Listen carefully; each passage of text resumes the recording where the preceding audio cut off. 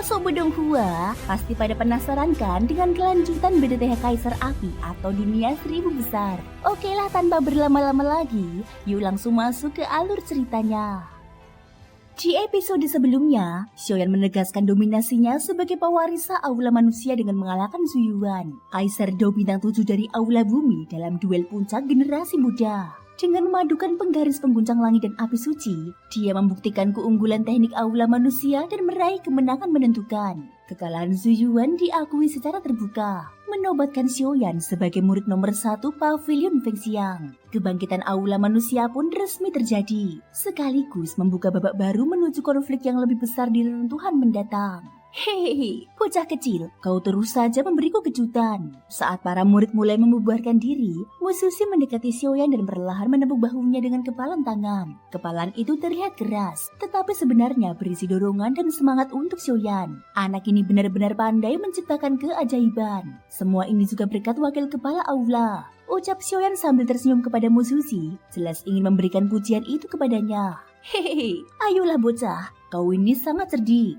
Melihat itu Mu Sushi langsung tertawa. Dia jelas tidak bisa dibohongi. Meski menerima pujian itu bisa memberinya banyak keuntungan, Mu Sushi bukanlah orang seperti itu. Baiklah, sekarang beristirahatlah dan tunggu hingga reruntuhan dibuka. Kalau dihitung waktunya, masih ada beberapa bulan lagi. Beberapa bulan itu cukup bagimu untuk memikirkannya dengan matang. Tapi selama beberapa bulan ke depan, jangan keluyuran kemana-mana. Bocah sepertimu pasti akan menimbulkan masalah lagi, kata Mu Sushi sambil menganalisis Xiaoyan. Murid patuh, jawab Xiaoyan lalu kembali ke sisi Mu Yingying. Kakak, apakah kau baik-baik saja? Tanya Xiaoyi ketika Xiaoyan kembali. Saat pertarungan antara Xiaoyan dan Zhu Yuan tadi, Xiaoyi menyadari bahwa api di tubuh Xiaoyan tampak tidak biasa, sehingga dia langsung merasa khawatir. Tidak apa-apa, justru kamu. Baru beberapa hari tidak bertemu, kekuatanmu sudah menunjukkan tanda-tanda akan menembus batas, ucap Xiaoyan sambil tersenyum, merasakan kekuatan api dalam tubuh Xiaoyi yang terus meningkat. Tanda itu jelas merupakan pertanda akan menerobos tingkat berikutnya. Menembus batas tidak semudah itu, jadi aku hanya bisa berharap pada reruntuhan kali ini. Nanti malam aku akan mencarimu untuk membahasnya lebih detail, bisik Xiaoyi di telinga Xiaoyan. Jelas terlihat bahwa meskipun orang-orang hampir semuanya telah pergi, Kenshin, Lin Xuan, dan para murid inti Aula Bumi masih belum meninggalkan tempat itu. Melihat keseriusan Xiaoyi, Xiaoyan tahu pasti ada hal yang perlu dirahasiakan, sehingga dia langsung mengangguk pelan. Xiaoyan, selamat. Ling Xuan menggigit bibirnya dan berjalan perlahan ke arah Xiaoyan. Dan juga selamat atas keberhasilanmu menguasai harta pusaka aulamu. Menghadapi ucapan Ling Xuan, Xiaoyan menanggapinya dengan tenang. Aku pergi dulu. Kalau ada waktu nanti, aku akan kembali untuk bermain denganmu. Namun sesaat kemudian, gadis kecil itu kembali pada sikap cerianya dan pergi begitu saja. Jelas berniat menyampaikan kabar baik itu kepada kepala aula. Melihat hal itu, para murid inti dari aula lain pun pergi satu persatu. Kini hanya Kenshin yang tersisa. Aku tidak menyangka kau menyembunyikan kekuatanmu sedalam ini. Bahkan memiliki kekuatan jiwa tingkat kaisar. Tidak heran kau berani menyetujui permintaanku sebelumnya, kata Kenshin sambil tersenyum. Hehehe, tentu saja. Kalau tidak punya kemampuan, akan sulit memenangkan pekerjaan ini, jawab Xiaoyan tanpa terkejut sedikit pun. Bagaimanapun Xiaoyan memang sengaja melepaskan kekuatan jiwanya agar semua orang mengetahuinya, untuk mengejutkan dan menekan pihak lain. Semua yang kau butuhkan sudah kusiapkan dan akan tiba dalam beberapa hari. Saat itu, urusan kita juga bisa mulai dijalankan. Usahakan semuanya selesai sebelum reruntuhan dibuka, lanjut Kenshin. Tidak masalah, saat barangmu tiba, kau bisa datang ke Wushu kapan saja mencariku, ucap Xiaoyan. Lebih baik kau beristirahat beberapa hari dulu, ujar Kenshin sambil tersenyum tipis. Lalu dia pergi. Dia tahu bahwa meskipun dirinya tidak sabar, memaksa Xiaoyan melakukan pemurnian saat ini hanya akan menurunkan tingkat keberhasilan. Begitu Kenshin pergi, Mu Yingying mengernyit dan bertanya, rahasia apa yang kau miliki dengan wanita itu? Tidak ada apa-apa, hanya soal memurnikan pil, jawab Xiaoyan jujur tanpa menyembunyikan apapun. Kalau begitu mari kita kembali dulu. Pengaruh yang ditimbulkan Xiaoyan kali ini kemungkinan akan menyebar di Pavilion Fengxiang selama beberapa hari. Jadi dalam beberapa bulan ke depan, sebaiknya jangan keluar dari tempat tinggal sederhana, ucap Mu Feng sambil tersenyum licik. Sial, merepotkan sekali. Xiaoyan tersadar dan sedikit terkejut. Jelas dampaknya cukup besar. Xiaoyan memang meremehkan kehebohan yang bisa ditimbulkan oleh teknik tempur tingkat pusaka miliknya. Ayo, kita juga harus pergi. Berita ini akan segera diketahui seluruh pavilion Fengxiang. Saat itu pasti akan menjadi sangat ramai, kata Mususi sambil menyembunyikan gerbang batu lantai 4 pavilion Doji, lalu menoleh ke arah Xiong Yuan. Kali ini aula manusia milikmu sepertinya melahirkan seorang murid luar biasa, kata Xiong Yuan, menatap lama ke arah Xiaoyan dan rombongannya yang menghilang. Hei, aula bumi dan aula langit sudah berjaya bertahun-tahun. Roda keberuntungan memang berputar. Sekarang giliran aula manusia kami, ucap Mususi sambil tertawa. Lalu pergi tanpa menunggu jawaban Xiong Yuan. Arahnya justru menuju tempat tinggal Su Jin. Pada saat ini, Xin diperlihatkan di tempat Kenshin berada. Yo, siapa yang membuat nona aula langit kita murung? Duduk sendirian dengan wajah masam. Biar ku tebak, kamu tidak berhasil masuk pavilion Doji. Bagaimana situasinya? Suara tawa yang agak menggoda perlahan terdengar. Guru, Anda mengejekku lagi, kata Kenshin yang sedang duduk di sebuah jalan setapak di hutan. Begitu mendengar suara itu, dia langsung tahu bahwa itu adalah gurunya sendiri, King Lao, wakil kepala aula. Harta pusaka aula langit memang berhasil kupelajari, tetapi teknik itu tidak cocok untukku. Aku selalu merasa bahwa teknik tempur ini memang diciptakan khusus untuk api suci, kata Kenshin dengan nada tak berdaya. Hehehe, ini memang bukan salahmu, King Lao menggeleng pelan. Harta pusaka aula langit memang bergantung pada kekuatan api suci, tetapi penciptaannya tampaknya mengabaikan betapa langkanya api suci. Di seluruh dunia 1000 besar, hanya ada 36 api suci. Menemukannya saja sudah sulit, apalagi menguasainya. Guru, Xiaoyan, dia berhasil, kata Kenshin ragu-ragu, tetapi akhirnya memutuskan untuk mengatakannya.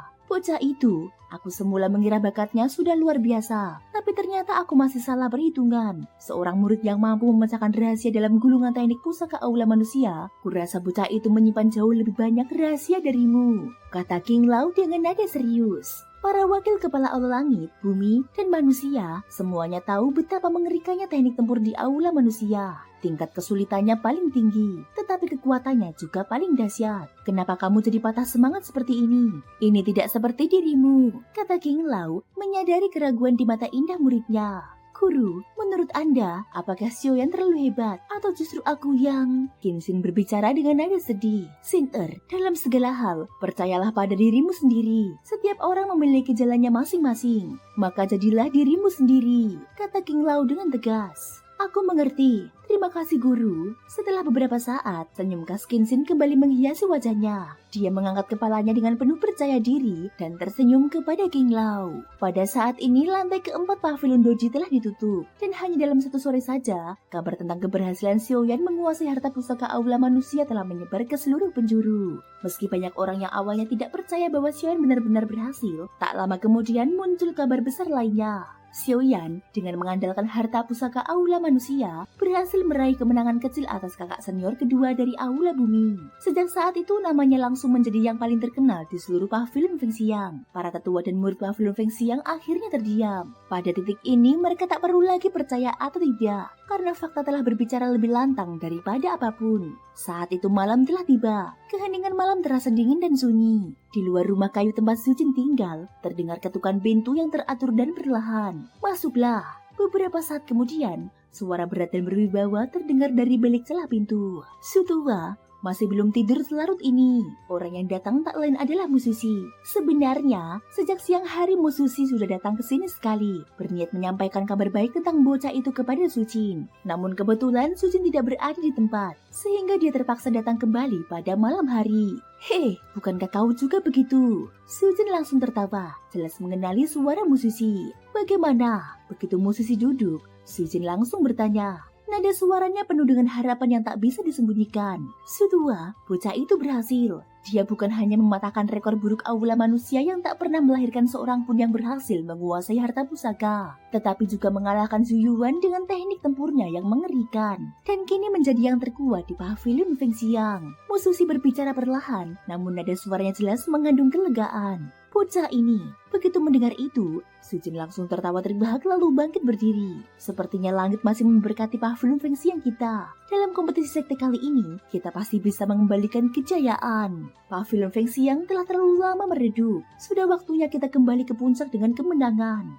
Nada suara Sujin penuh semangat. Mereka semua tahu bahwa ketika sekte-sekte super di tiga langit Suan Santian baru berdiri, Pavilion Feng Xiang lah yang memimpin. Namun seiring berlalunya waktu dan kemunduran Pavilion Feng Xiang, posisi itu perlahan direbut oleh sekte-sekte lain. Sutua, lalu apa langkah kita selanjutnya? Musisi menahan kegembiraannya dan bertanya. Waktu menuju pembukaan reruntuhan sudah tidak lama lagi. Dalam beberapa bulan ke depan, para ahli dari sekte-sekte super besar pasti akan bergerak untuk bersama-sama menyelidiki koordinat dan informasi rinci tentang reruntuhan. Adapun Xiaoyan, biarkan dia pergi ke reruntuhan dengan tenang. Jika situasinya memanas, kita punya cara sendiri, kata Zujin sambil tertawa ringan. Namun, api suci akan saling menarik satu sama lain. Jika Xiaoyan tidak ikut, aku khawatir tingkat kesulitan kita akan meningkat, ujar Musushi dengan nada khawatir. Xiaoyan kini telah berhasil menguasai harta pusaka aula manusia. Pemimpin pavilion pernah berkata bahwa siapapun yang berhasil harus dibina sebagai pewaris. Lagi pula aku juga adalah guru Xiaoyan. Tempat itu terlalu berbahaya. Aku tidak akan pernah mengizinkannya pergi. Nada suara Zujin mengandung ketegasan yang tak bisa digoyahkan.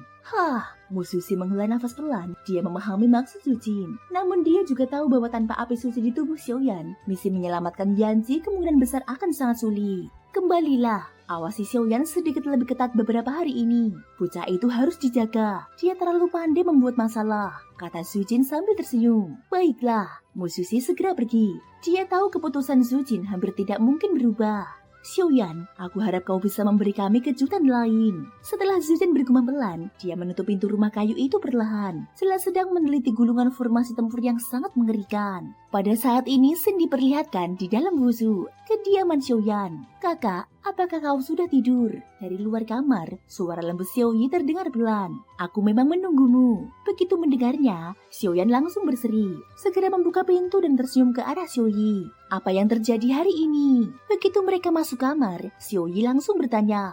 Ada apa? Xiaoyan langsung waspada. Dia tahu identitas Xiaoyi sangat istimewa, dan dia juga merasakan fluktuasi kekuatan di tubuh Xiaoyi yang tidak stabil. Kekuatanku sekarang telah mencapai puncak Kaisar Do Bintang 8. Jika melangkah lebih jauh, aku bisa memasuki Kaisar Do Bintang 9. Namun anehnya, apapun yang kulakukan, baik menelan pil maupun menyerap energi besar, aku tetap tidak bisa menembus bottleneck terakhir itu. Setelah keluar dari pavilion Doji, aku akhirnya mengerti. Aku masih kekurangan satu hal yang sangat penting, ujar Xiaoyi. Apa itu? Tanya Xiaoyan segera. Api kehidupan dan kematian, jawab Xiaoyi dengan tenang. Apa? Xiaoyan terkejut. Api kehidupan dan kematian. Orang lain mungkin tidak tahu, tetapi sebagai seorang alkemis, Xiaoyan sangat memahami artinya. Api kehidupan dan kematian adalah api yang terbentuk dari perpaduan kekuatan kematian seorang Kaisar Do Bintang 9 beratribut api, dan kekuatan kehidupan seorang Kaisar Do Bintang 8 beratribut api. Meski tidak sebanding dengan api suci, tingkat kesulitan pembentukannya hampir setara. Karena dalam kondisi seperti ini, biasanya hanya saudara kandunglah yang memiliki peluang untuk menciptakannya. Bahkan dengan syarat itu, Xiaoyan sendiri tidak yakin apakah api semacam itu benar-benar ada di dunia ini. Bagaimana? Xiaoyi menatap Xiaoyan dengan penuh harap. Benda itu terlalu langka, tapi jangan khawatir, aku akan membantumu mencarinya. Oh ya, apakah kau yakin itu benar-benar yang kau butuhkan? Xiaoyan tiba-tiba teringat sesuatu dan bertanya. Aku juga tidak tahu, tapi tanda cahaya di dahiku seolah memberitahuku demikian, kata Xiaoyi, lalu menyibakkan rambut di dahinya, memperlihatkan sebuah rune misterius. Segel samsara, Xiaoyan bergumam di dalam hati. Meski tidak sepenuhnya memahami segel samsara itu, Xiaoyan tahu bahwa jika Xiaoyi tumbuh sempurna, maka seorang dewa dao pun mungkin tak berarti apa-apa. Bahkan besar kemungkinan dia berkaitan dengan dewa pertarungan legendaris. Namun semua itu masih terlalu jauh baginya saat ini. Kakak, jangan khawatir. Segel cahaya ini sepertinya memberitahuku bahwa benda itu ada di reruntuhan kali ini, kata Xiaoyi seolah merasakan kegelisahan Xiaoyan. Benarkah? Xiaoyan yang semula kebingungan langsung merasa sangat gembira. Tidak akan salah. Aku yakin, kata Xiaoyi sambil tersenyum. Hahaha, kalau begitu, kali ini, entah itu sarang naga atau gua harimau, aku akan menerobos semuanya. Dihitung-hitung, tinggal 3 bulan lagi. Saat waktunya tiba, aku akan membawakan api kehidupan dan kematian itu untukmu, utuh dan tanpa cacat, kata Xiaoyan sambil tersenyum. Kakak, terima kasih. Ucap Xiuyi, untuk apa berterima kasih? Kita saudara, tak perlu ucapan terima kasih. Pulang dan beristirahatlah lebih awal. Setelah berkata demikian, Xiaoyan mengantar Xiaoyi pergi. Wusu pun kembali diselimuti ketenangan. Keesokan harinya, sejak pagi buta, sudah berkumpul kerumunan besar murid di luar Wusu. Di antara mereka ada murid aula manusia maupun murid aula bumi. Mereka datang lebih awal untuk menyaksikan secara langsung keberhasilan Xiaoyan dalam menguasai harta pusaka aula. Baik murid terdaftar aula manusia maupun murid aula bumi, semuanya ingin melihat dengan mata kepala sendiri sosok Xiaoyan. Pada saat ini, Xiaoyan sudah dapat dianggap sebagai perwakilan murid terkuat di seluruh pavilion Fengxiang. Kenapa di luar ramai sekali? Pagi-pagi sekali, Mu Ying dan rombongan Xiaoyan sudah bangun. Bagaimanapun juga mereka semua terbiasa bangun pagi untuk berlatih.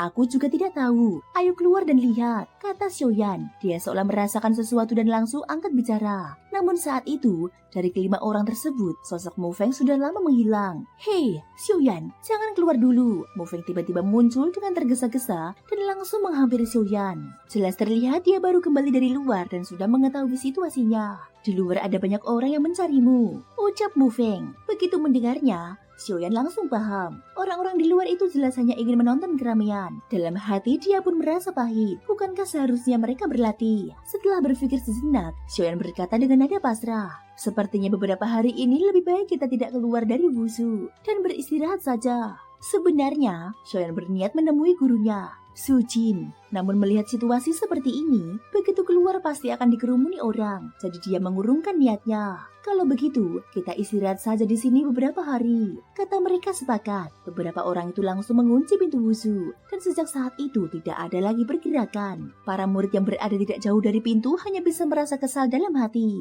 Namun apa boleh buat, mereka juga tidak mungkin menerobos masuk ke kediaman orang lain. Dengan demikian, waktu berlalu begitu saja dan 10 hari pun lewat dalam sekejap. Selama 10 hari tersebut, Xiaoyan dan yang lainnya memanfaatkan waktu untuk semakin mendalami teknik dan metode kultivasi yang mereka peroleh di pavilion Doji. Keramaiannya akhirnya bereda. Xiaoyan perlahan membuka pintu Wusu dan mendapati bahwa sudah tidak ada lagi murid yang berkumpul di luar. Sepertinya mereka semua telah kembali. Oh ya, Xiaoyan, baru saja hendak menutup pintu, Ling Xuan tiba-tiba muncul. Qinxin sepertinya mencarimu. Dia datang ke sini tadi, tapi karena pintunya terkunci, dia tidak mengganggumu. Kelihatannya ada urusan yang cukup mendesak, ucap Ling Xuan. Xiaoyan segera memahami maksudnya. Kemudian dia berpamitan kepada Ling Xuan dan langsung berjalan menuju tempat tinggal Qinxin. Di sepanjang perjalanan, meskipun Xiaoyan sengaja memilih jalur yang sepi, dia tetap dikenali oleh banyak murid. Begitu mengenalinya, mereka langsung menyapanya dengan penuh semangat, bahkan memujinya tanpa henti. Jelas, selama periode ini,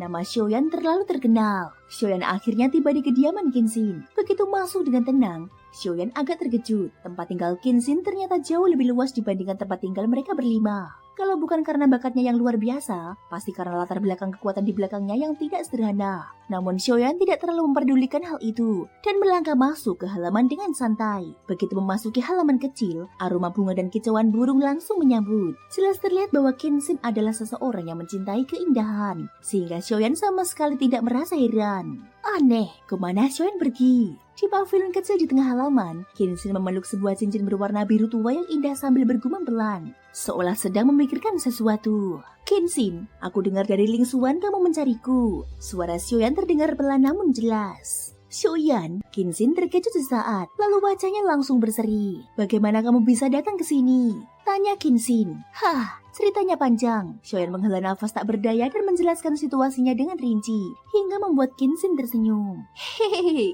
jarang sekali murid pavilion Fengxiang kita sampai jadi pusat keributan seperti ini, kata Qinxin sambil tertawa. Sudahlah, jangan mengejekku. Xiaoyan tersenyum pahit. Orang lain mungkin tidak tahu, tapi kamu tentu paham. Kekuatan Su Yuan sebagai Kaisar Do Bintang 7 bukan sesuatu yang bisa diremehkan. Kalau benar-benar bertarung mati-matian, belum tentu siapa yang akan selamat. Justru aku heran, apa sebenarnya yang dipikirkan Su Yuan? Tanya Xiaoyan. Dia pasti punya pertimbangan sendiri. Jangan terlalu dipikirkan, jawab Qinxin. Ngomong-ngomong, bahan-bahannya sudah kusiapkan. Kapan kita mulai? Qinxin jelas tahu sebagian rahasia di balik tindakan Su Yuan. Lalu segera mengganti topik. Hehehe, kita bisa mulai kapan saja. Hanya saja sebelum itu aku masih perlu melakukan persiapan. Xiaoyan tersenyum. Meski kekuatan jiwaku sekarang sudah mencapai tingkat alkemis tingkat kaisar kelas 2, aku belum benar-benar menembus batas itu. Jadi aku butuh sedikit waktu. Masih perlu terobosan. Kenshin memahami maksud Xiaoyan dan sama sekali tidak merasa keberatan. Bagaimanapun memurnikan pil bukanlah perkara sepele. Jika bukan karena alkemis lain di Tiga Langit Swan terlalu meragukan kemampuannya, mereka juga tidak akan mencari Xiaoyan. Sepertinya aku harus pergi ke asosiasi alkemis di kota Xuanling. Xiaoyan berpikir sejenak, lalu berkata, hanya di sana terobosan sejati bisa dilakukan. Di tempat lain kemungkinan besar akan sulit. Asosiasi alkemis, kota Xuanling. Kenshin menggelengkan kepala. Situasi kota Xuanling saat ini sangat kacau. Dikatakan bahwa kekuasaan tingkat tinggi keluarga kerajaan Xuanling akan mengalami perubahan. Seluruh kota Xuanling sedang diliputi kepanikan. Pergi ke sana sekarang bukanlah pilihan yang bijak, ucap Kenshin. Kalau begitu, Xiaoyan ragu sejenak. Terobosan ini jelas bukan main-main. Kalau tidak di kota Xuanling, masih ada satu tempat lagi. Jangan bilang aku harus ke Lembah Pil, ucapnya pelan. Hehehe. Kalau para tetua Lembah Pil tahu kamu memiliki api suci, aku khawatir mereka tidak akan membiarkanmu pergi begitu saja, kata Kenshin sambil tertawa kecil. Tapi selain itu, masih ada satu tempat lain. Di mana? Xiaoyan merasakan firasat aneh. Kenshin jelas sengaja menggantung jawabannya. Kamu juga sangat akrab dengan tempat ini. Kenshin tersenyum. Bukan tempat lain, melainkan pavilion Fengxiang kita sendiri. Pavilion Fengxiang? Xiaoyan mengernyit. Setauku, pavilion Fengxiang tidak punya tempat khusus untuk memurnikan pil bukan, ucap Xiaoyan. Kamu ini benar-benar pelupa, kata Kenshin dengan nada mengejek. Di pavilion Fengxiang, selain aula langit, bumi, dan manusia, gua kultivasi, pavilion teknik tempur dan arena kompetisi, kita juga punya pavilion pemurnian obat. Hehehe, benar juga, pavilion pemurnian obat. Xiaoyan batu kecil untuk menutupi rasa malunya.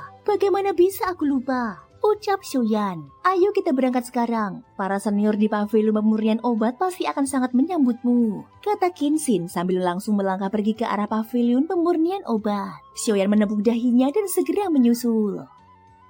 Thank you guys sudah mendengarkan ceritaku di episode kali ini sampai akhir. Ikutin terus kelanjutan episode berikutnya ya. Terima kasih buat kalian semua yang udah subscribe, like, dan komennya. Semoga hari kalian menyenangkan. Sampai jumpa dan bye-bye.